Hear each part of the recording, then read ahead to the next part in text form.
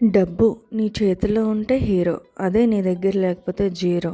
హీరోలో ఉండాలని ప్రతి ఒక్కరి కల, కానీ ఏదో ఒక సమస్య, ఏదో ఒక ఈఎంఐ బాధలు.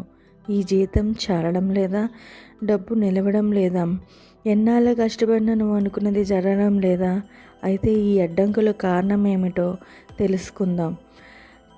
మన సనాతన ధర్మంలో ప్రతి ఒక్క సమస్యకు, ప్రతి ఒక్క దేవుడికి ఒక ప్రత్యేకత ఉంటుంది.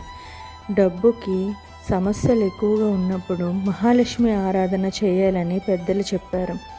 కనుక ప్రతిరోజు నమ్మకంతో, భక్తి శ్రద్ధలతో ఒక పరిశుభ్రమైన ప్రదేశంలో కూర్చొని 108 సార్లు ఈ మంత్రాన్ని జపించండి. ఈ మంత్రం జపించడం వల్ల మీ లైఫ్లో ఉన్న అన్ని అడ్డంకులు తొలగిపోతాయి.